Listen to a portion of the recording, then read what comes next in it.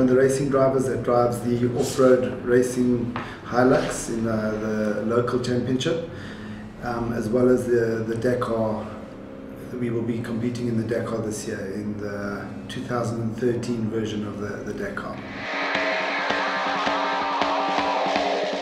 I've been racing a long time, probably close to 30 years. I started very late after I'd finished the army. I didn't come up through the ranks in karting like a lot of kids do these days, but only once I had finished the army and I didn't really have any money, but the first paycheck I had, I bought an old Cortina, raced that in a saloon car series, did reasonably well in that, and then moved into a Formula Ford, which is a single-seater on tar circuit type racing. Did that for a couple of years, then I moved to the next category, which was Formula GTI. Then at that stage I got a works drive, and I won the South African Formula GTI in the National Drivers' Championship in 1993 doing that. After that I built a touring car and raced in a Class B touring car, and then luckily again I got another works drive and moved into super touring cars, production cars.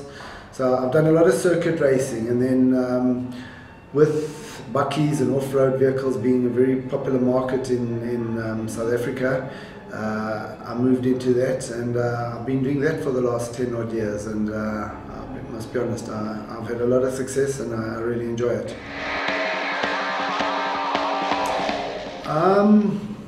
This is our third year together. As I say, we compete locally here. This is our third year that we've been competing together for Toyota Motorsport, HALLSPEED, and it'll be our second Dakar that we do together. Look, it's an unbelievable experience. Obviously, we went into the event totally green. We were very apprehensive.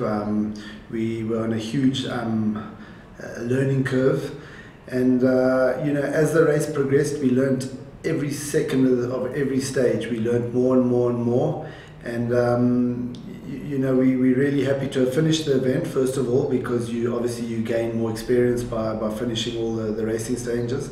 And so now we've got an idea of what we can expect this coming in 2013. So I feel we won't be as green as last year, and we will have a knowledge base, and hopefully we'll use it to good effect. For me, the biggest challenge and fear of the Dakar is the dunes. It's the difficulty of being able to see, especially at midday. You've got very little depth perception, so you can be going along and you can't see the edge of a dune. And if you're going along at a fast speed, you can't see. It can become a big problem where you can fall off the edge of a dune without even knowing it was there. So it's really important to be able to try and first of all see, and especially if there are no tracks, if there are no cars or tracks in front of you, to read the dunes if possible.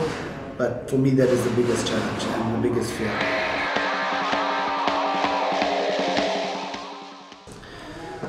Listen, you've got to be passionate about your sport. You've got to try hard. You've got to you've obviously got to have had success locally. There's a lot of pressures on us. There's a lot of expectations on us. So you've got to be familiar with the car. You've got to be fit. You've got to be dedicated, I would say, to going the distance in the Dakar, because it is a challenge, and it's a fantastic event, make no mistake. You have huge fun doing it, but as we've discussed, the days are long and hard, and you've got to really love what you're doing, and I think that's what makes it so special for all of us. No, listen, the Dakar's on a different level. We compete here and it's fantastic, and it's a really competitive series. But when you go to the Dakar, it's a different world. You know, you're racing against the best drivers in the world, the best co-drivers in the world, the best cars in the world, and in addition, the terrain is so much longer and so much more testing, I'd say. So it's a huge step up, and it's a real challenge.